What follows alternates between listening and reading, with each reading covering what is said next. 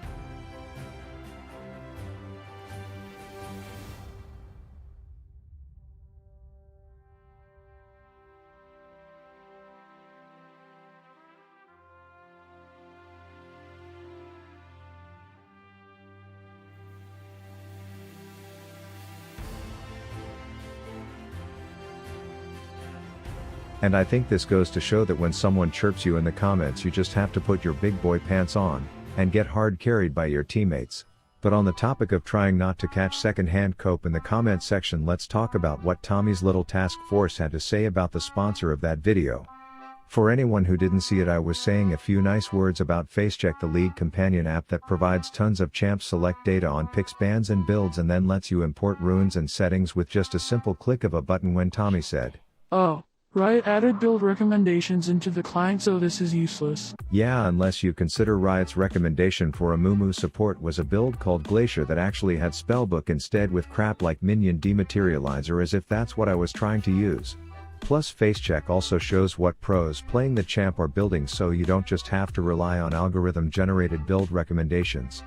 Riot removed the ability to scout your teammates in champ selects. Yes, but once the game starts, that info is public knowledge and no one gives you the scouting report better than FaceCheck, like how in my Lilia game you can see I got curb stomped by a novice unranked Aurelia, but we won because my Viego was indeed unkillable. And the app has a bunch of other tools like post-game comparisons so that you can actually focus on improving in bad areas, like how my early game could use some Botox and fake eyelashes because it ain't pretty, and this whole thing is completely free, so check my link in the description to give it a try today.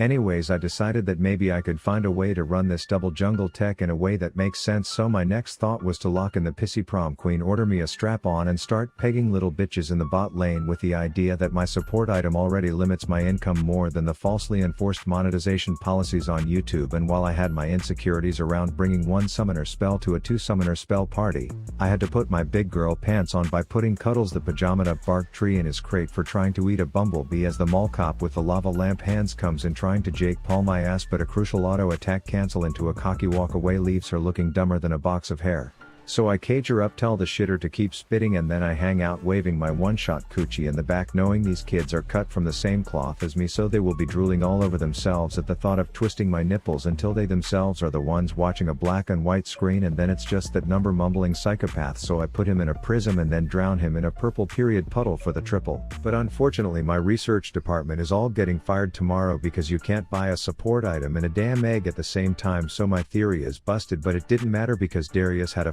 14-inch dick by the 11-minute mark, so this one just wasn't meant to be your standard 35-minute fuckfest that we in the industry called content, and I was on to the next one.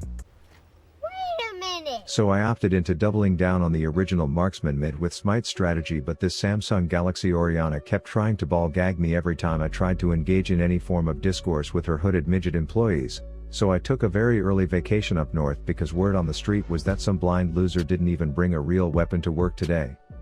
So we demand he do his helicopter impersonation, which is quite stunning if you've never witnessed it, and then I hit the net in to collect my debt combo for the kill.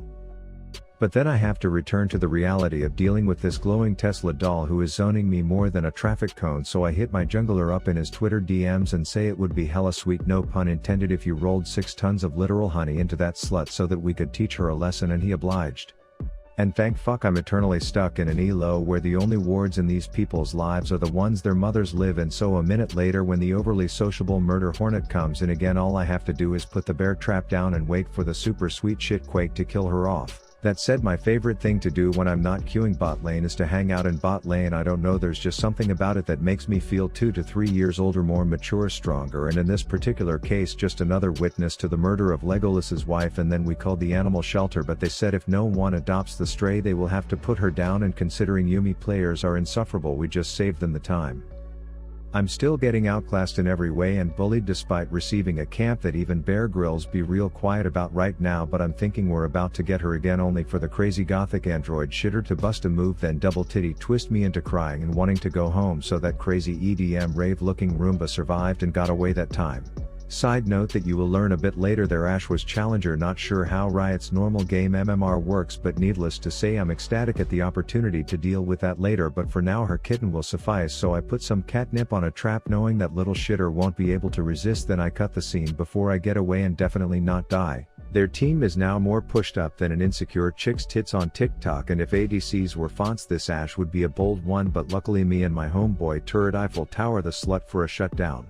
That said, we still have to deal with that creepy ass ball girl who is absolutely up to no good, and I don't know how many times we have to kill her for her sins before she stops shoving her black hole balls up our butt tunnels, but the only thing we can do is try. This Nunu is actually Giga Chad himself, and a vast contrast to the very stereotypical Nunus that I typically interact with on a daily basis, so it's a fresh of breath air to call him a friend as we kill the kitty once again. Word on the street is that Challenger ADCs lurk in this neck of the woods, but little does she know I have nothing to lose, plus a lot of glitter shoved up my shithole, so let's just call that what it was and all agree that I 1v1 to Challenger right there.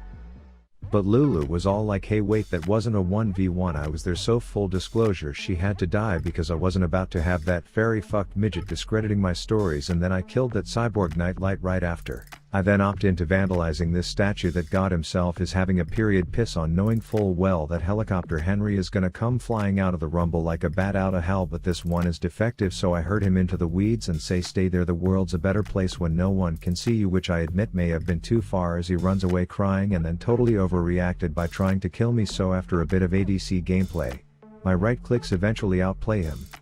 Ash's real rank is starting to reveal itself, plus Yumi's always make situations like this way worse, they just piss and shit and yell zoomies, and it makes me so angry I start playing like I'm drunk and have the mechanical skill of a toaster strudel, but we do some origami with Oriana, we make her into a dead bitch, and then we played some Challenger or not, here I come to kill the smurfing Ash hole. I only have about half my stacks, but that extra gold plus a little pocket fairy godmother and that Samsung Galaxy slut that made my early game a literal nightmare was no longer an issue. Come to think of it, she was like a death whore, giving one out to every Tom, Dick and Harry that approached her. Then I engaged Tarzan in a game of tag, but he was all like, I'd rather play Ring Around the Rosie, and I was like, fine, but on the other side of that Rosie is a buttload of glitter in the form of a small psycho who claims to know what purple tastes like, so he panics and tries to fly away, but it didn't work for him before and it didn't work for him here.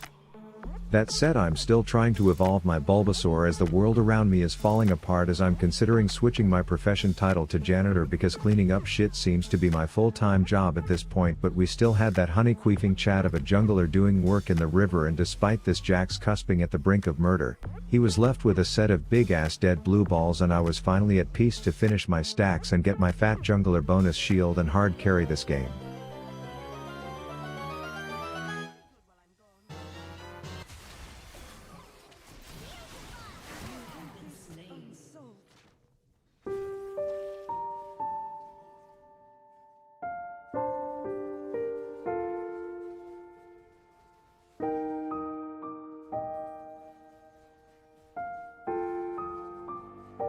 I'm not sad, you are.